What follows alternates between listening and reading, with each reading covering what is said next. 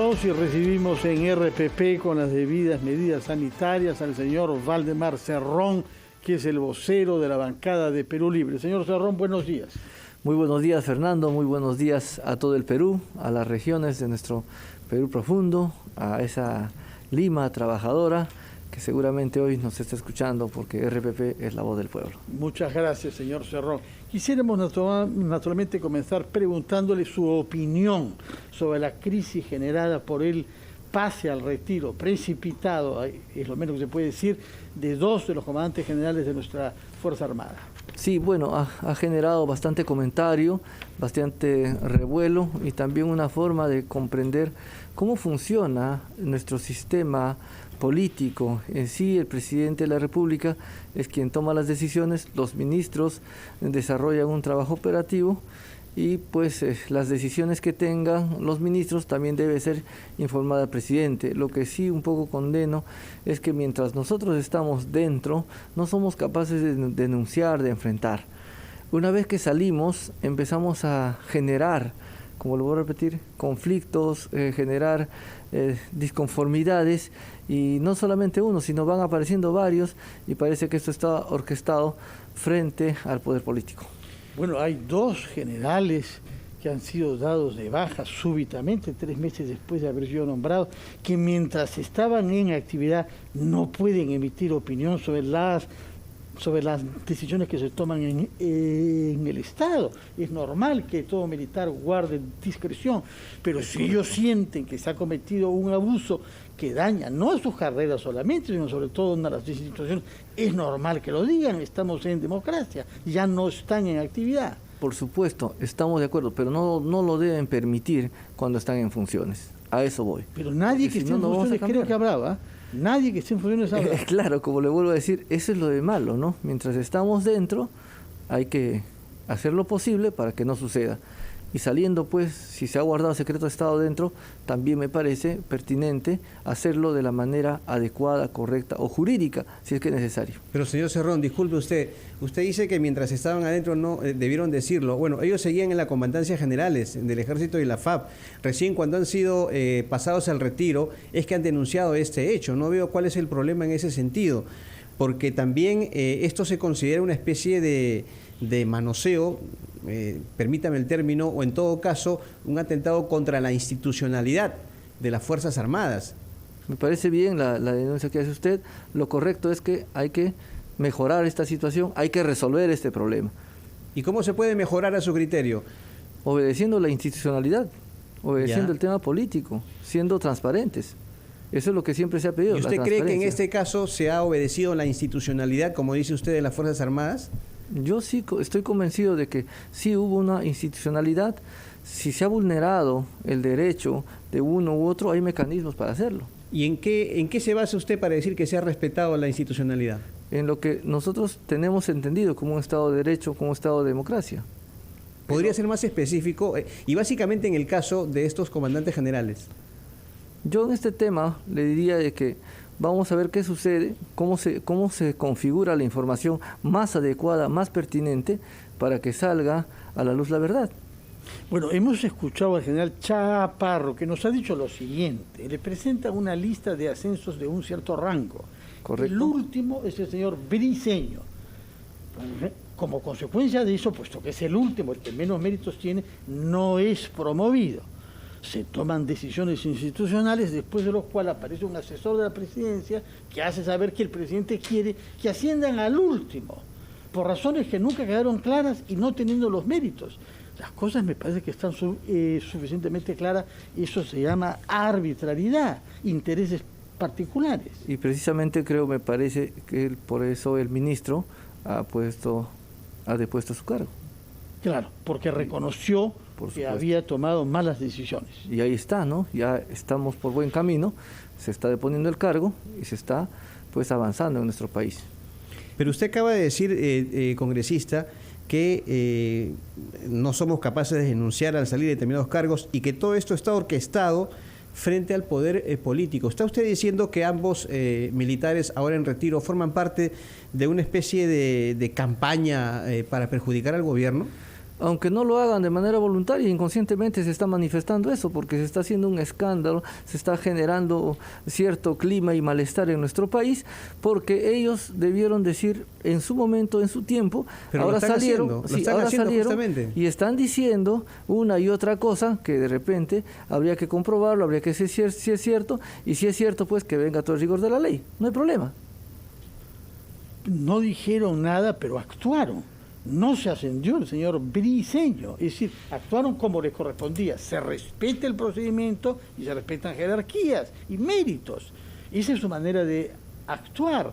Una vez fuera de la institución, constatado que no se ha respetado el procedimiento, es normal que nos informen. Pero imagínense que todo el que salga de un cargo empiece a decir y hablar mal de su institución, empiece a denunciar. No ha hablado mal de su institución. Está en su derecho, obviamente. Yo estoy de acuerdo. Congresista, disculpe, no ha hablado mal de su institución, ninguno de ellos. Ellos han criticado esta serie de intromisiones que han denunciado para un proceso de ascenso que sería irregular. No han criticado ni a la Fuerza Armada, ni a la FAP, ni al Ejército. Correcto, pero seamos más de soluciones que de problemas. Ya se solucionó, ha renunciado el ministro y sigamos para adelante. Yo creo que si hay una sanción, debe haberlo más adelante. Usted dice que esto se arma un escándalo. Da la impresión, congresista, que usted está, me parece, corríjame usted si me equivoco, minimizando esta situación que es grave. No estoy minimizando, tampoco estoy maximizando. Porque también lo otro lado es que nuestra patria necesita mayores atenciones, situaciones de repente de atención como es el COVID, la casa oxígeno, la renegociación, el cambio de constitución, que todos sabemos que son temas importantísimos. Sí, ahora me llama la atención que las críticas que hace usted no las haya hecho contra su compañero de bancada Guido Bellido, que después de haber ejercido el cargo de la PCM, reprocha a su sucesora y vota contra ella, para que no se quede en el puesto, junto a usted, por cierto, y otros miembros de la bancada de Perú Libre. Yo le ruego que nos espere un instante, ir a una pausa y nos contesta cómo entiende usted este comportamiento de Guido Bellido y de otros miembros, entre los cuales usted mismo.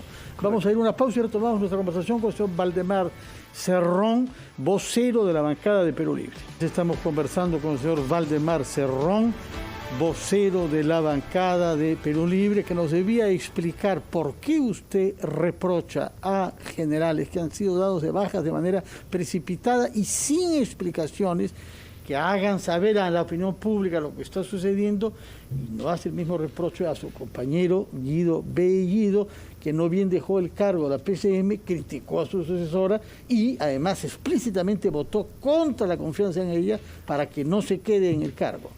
Sí, efectivamente. No es un reproche, sino es un punto de vista el que yo tengo.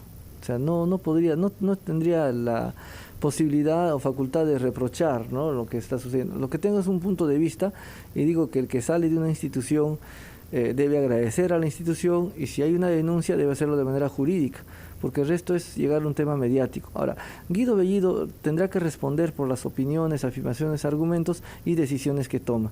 Yo, desde el punto de vista como vocero, entiendo que hemos tenido un premier que tuvo la cualidad de viajar, estar con la población en los conflictos mineros, resolvió poco, territoriales. Viajó a caballo incluso, sí, pero resolvió poco. Para el poco tiempo que estuvo. Para el poco tiempo que estuvo también resolvió poco. El tema es idiosincrático también, porque ahí en Apurímac, el mismo Junín, el trato, la voz es alzada, o sea, tenemos una expresión fuerte y pareciera que estuviésemos gritando o reprochando o quejándonos de algo, ¿no? Yo veo en Guido Bellido una persona consecuente, leal con su pensamiento, su sentimiento y expresión política. La configuración ideológica que tiene Perú Libre significa, como usted mencionaba hace un momento, el primer partido de izquierda que ha llegado al Perú como gobierno. Pero ¿cuál es la coherencia que usted hay en un hombre que en su exposición sobre política general, cuando es primer ministro, no menciona para nada el tema de la Constitución, y cuando sale del gobierno dice que esa es la prioridad? Es que, claro, el tema de la Constitución es un tema que le compete a la población, al pueblo desde afuera. No, el jefe del gobierno tiene que decirnos ¿Cuál es la política general? No menciona nada sobre Camisea. Y ese mismo día se anuncia que hay que expropiar Camisea. No hay mucha coherencia ahí, señor. No, dijo que hay que sentarnos a la mesa a negociar, a renegociar, y lo dijo en voz alta. Entonces ahí se genera una serie de problemas. Como todo hombre... Castillo dijo cosas un poco diferentes. Castillo, usó la palabra expropiación. ¿Cómo es que el jefe de gobierno en su política general no habla sobre eso? Me parece que escuché nacionalización, no tanto expropiación. Pero hablando del tema de Bellido y todo lo demás, todos los hombres no somos perfectos, somos perfectibles. Y en la medida de eso vamos creciendo, vamos aprendiendo y vamos a desarrollar una política cada vez más coherente. Significa, por ejemplo, nos preguntan y dicen, ¿por qué Perú Libre vota en contra y a favor? Porque somos respetuosos de la democracia, somos respetuosos del Estado de Derecho. Una vez que ganó el gabinete Vázquez, no ha escuchado usted a ninguno de Perú Libre estar en contra del gabinete Vázquez, estar obstruyendo a la señora Vázquez, molestando, averiguando su vida, su pasado, su presente. Lo que queremos es a futuro. Vamos a ver cómo se desarrolla, y las cosas buenas hay que apoyarlas, y las que no, tendremos que sugerir para mejorar. Congresista Cerrón, ¿por qué este gobierno, cree usted, tiene tantos problemas en el tema de la designación de funcionarios importantes en lo referente a su idoneidad y a su trabajo? Simplemente remitámonos a los cambios de ministros que han habido, Béjar, Bellido, Barranzuela, ahora viene el caso Ayala, hay otros cuestionados como el ministro Gallardo, el ministro Silva. ¿Qué es lo que está pasando aquí? ¿No reconoce usted en este sentido un error en cuanto a la selección de determinados funcionarios por parte del Ejecutivo, del presidente? Yo diría que no es un error, ¿no? Sino que estamos en un momento de aprendizaje. El error no existe si no estamos aprendiendo. Ahora, la crisis de los ministros no solamente es en este gobierno de izquierda, lo ha sido y es una constante en nuestra patria.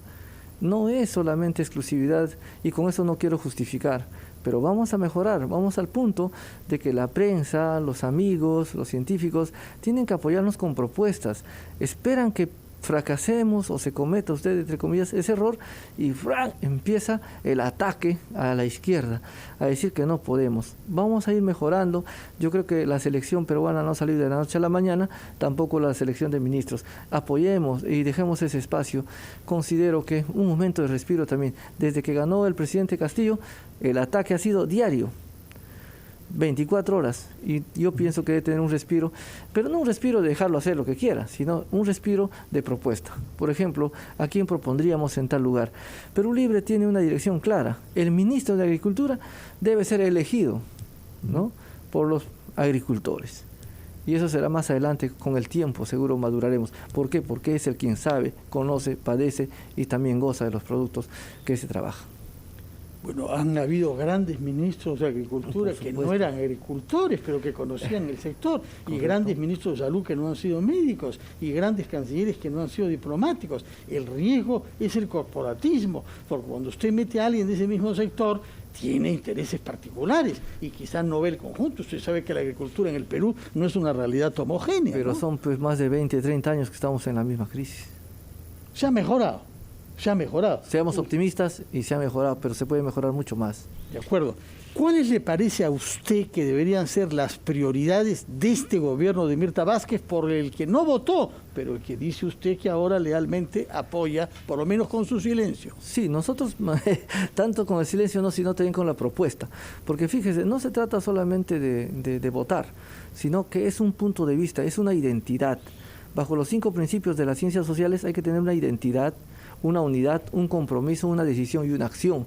Si nosotros no marcamos punto en nuestra vida, en nuestra historia, en nuestra identidad, vamos a parecer como si toda la bancada de Perú Libre estuvo de acuerdo, y no es así. Ahí está la primera diferencia. Segundo, nosotros vamos a aportar, vamos a trabajar con nuestras ideas. Me parece la prioridad inalienable es el cambio de constitución, y lo decimos a todos los peruanos. ¿Por qué? ¿Usted quiere reactivar su empresa pública? Se va a encontrar con el artículo 58, donde dice la iniciativa privada es libre. Quisiéramos que diga la iniciativa pública y privada son libres. El otro artículo que dice, solo por ley expresa y de interés nacional el Perú puede generar, o el Estado puede generar una empresa, simplemente que sea de necesidad. Y ya está. ¿Cómo se cambia la Constitución? ¿Cuál es la idea? Porque hay normas para cambiarlas. Por supuesto, es que también en una... Y esas pasan por el Congreso. Por supuesto. Ahora, en una fantasía electoral, la Constitución del 93 trata de impedir que se realice un cambio de constitución y solamente habla de reformas. Eso es una arbitrariedad que en el tiempo a futuro no se debe permitir. Se puede cambiar, o sea, se puede, ahora necesariamente tenemos que convocar a una asamblea constituyente. La asamblea constituida ahí está. Tenemos que, porque ahí otra vez regresamos al punto del Congreso. Ustedes, cuando dice ustedes, ¿es quién? ¿Es su partido? ¿Es quién? Puede hacerlo cualquier partido político, cualquier organización desde fuera ya del Congreso, porque este Congreso que está en la mayoría conforme con esta Constitución no lo va a hacer. Fíjese, nosotros somos 37 congresistas, pero cuando vamos a la votación, somos los de izquierda, elegidos por el pueblo, vamos a decir, de izquierda, obviamente todos somos el pueblo, pero los demás son de derecha. Por eso es que perdemos en las elecciones, en los votos, no tenemos la mesa directiva, no tenemos las comisiones, fue por eso. Retomamos nuestra conversación después de la pausa de la hora. Carlos Villarreal le va a hacer preguntas y yo también. Gracias. Quiero saber si el proyecto que tienen ustedes de nueva constitución se parece o no al que han habido en otros países de nuestra región y que han llevado al poder de manera indefinida a muchos dirigentes, como hemos visto en Nicaragua el día domingo. Vamos a hacer una pausa y retomamos nuestra conversación con Valdemar Cerrón, vocero de la bancada de Perú Libre. Con el congresista Valdemar Cerrón, quien es el vocero de la bancada Perú Libre. Congresista Cerrón, usted, ante una consulta de Fernando, de que una persona que sale de determinada institución no debe hablar mal de la misma, o al menos quienes han sido sus superiores o quienes han sido justamente los que dirigen esa institución. ¿Usted está de acuerdo con lo afirmado, por ejemplo, por el congresista Guido Bellido, de que el presidente Pedro Castillo es una persona que no tiene formación política, que además es un sindicalista básico? Al respecto tendría que responder el señor Bellido, ¿no? Yo no estoy de acuerdo con calificar a las demás personas, más bien yo considero que debiéramos dar una propuesta, debemos mejorar la condición.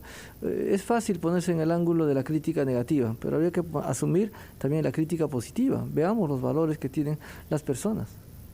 Ahora, usted dijo también que había que darle un respiro a este gobierno para que desarrolle sus políticas. Así es. Pero ustedes le negaron la confianza al gabinete Vázquez, un sector de la bancada de Perú Libre. ¿No va esa decisión en contradicción con el mensaje que usted nos da? Más bien es una forma de elección política, entender que así no estuviésemos de acuerdo. La mayoría apoyó al gabinete Vázquez, me refiero a Perú Libre, entonces ahí está el respiro. Nosotros no estamos en el plan de estar tras de la señora Vázquez, sino que esperemos que desarrolle también y sabemos que pues pudiéramos ir adelante. Claro. Está claro el tema. Ustedes, como bancada, me refiero, ¿están de acuerdo con darle las facultades al Poder Ejecutivo para legislar en materia económica, tributaria y fiscal? Sí, definitivamente tuvimos la visita del señor ministro de Economía, hemos estado desde las 9 hasta las 12 aproximadamente, le agradecemos por su visita, por ese acercamiento que tuvo el señor Frank, conversamos y sí estamos de acuerdo en el sentido de que puede mejorar las condiciones de miles de peruanos.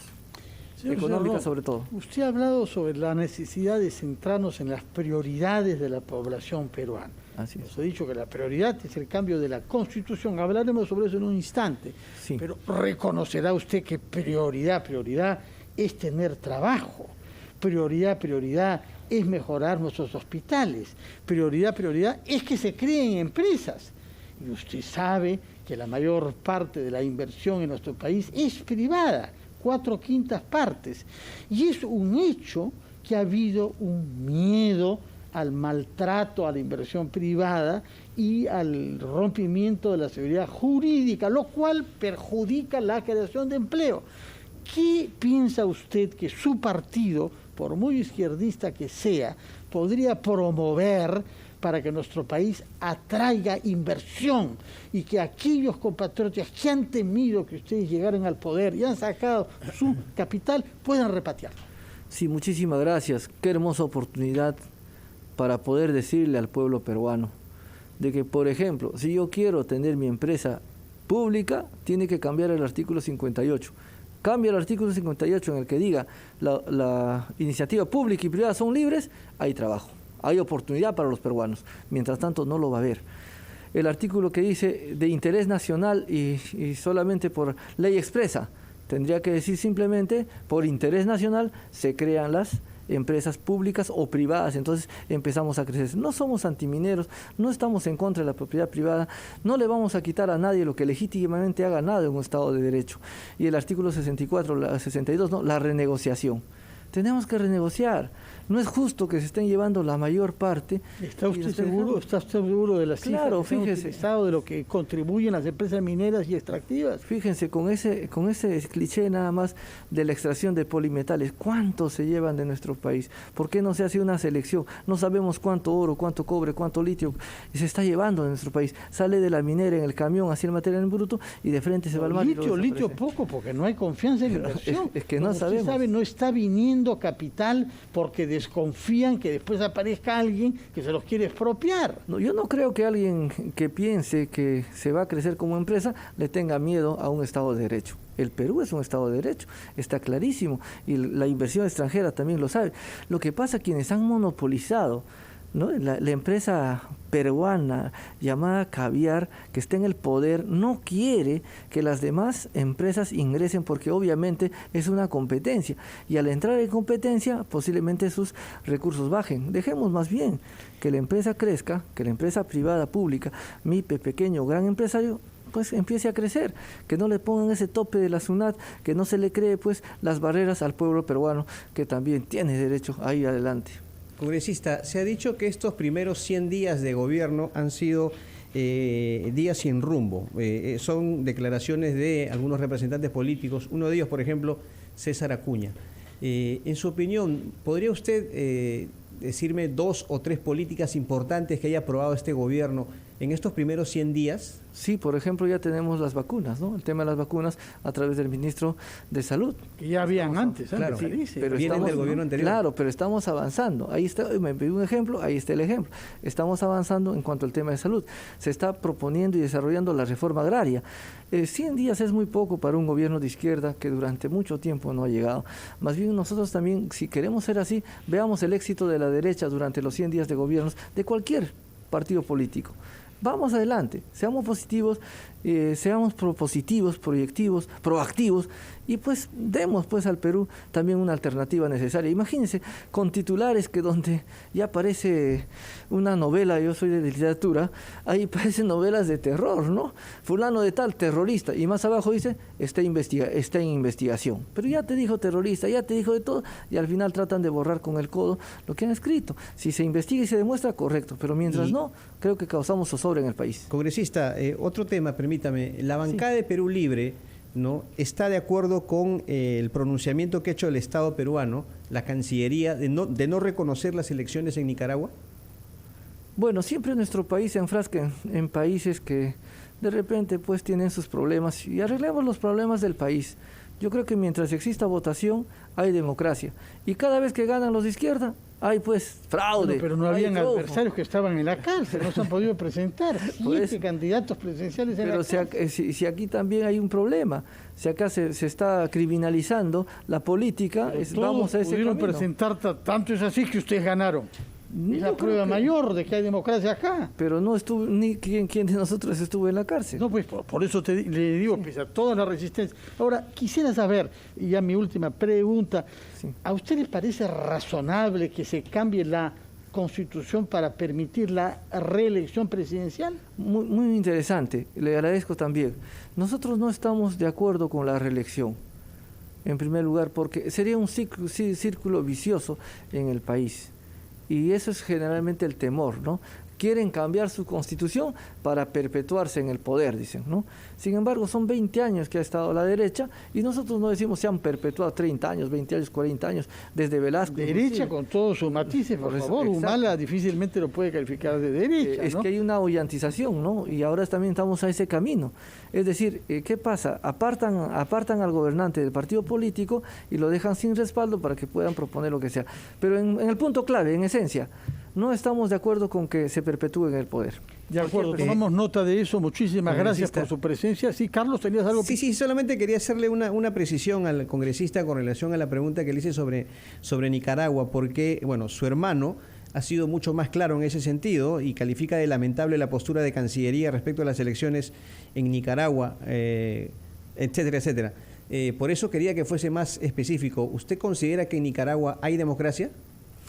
Considero que sí. Mientras hayan elecciones, hay pues la posibilidad de elegir y ser elegido. Sin prensa libre, sin autoridad judicial independiente, con los candidatos opositores en la cárcel. Eso ya no es ese democracia. es un tema que le corresponde a Nicaragua. Bueno, pero si dice que si hay democracia es que está juzgando eso. Pero cuando se le invocan argumentos negativos, dice que no hay que hablar. Yo considero que sí hay democracia, sí hay. Más bien el canciller debería dar más apertura a nuestra patria. El trabajo del canciller de nuestra patria proyecte a nivel internacional y no pues aprovechar o decir un tema mediático que le pudiera de repente traer más desazón al país. Muchas gracias por su presencia en RPP, señor Valdemar Cerrón, vocero de la bancada de Perú Libre, por habernos contestado a todas las preguntas con plena libertad de su parte. Muchas gracias y muy buenos días. Vamos a darle la palabra a nuestra compañera Andrea Amezquita, que tiene informaciones que darnos de lo que está pasando en Palacio de Gobierno.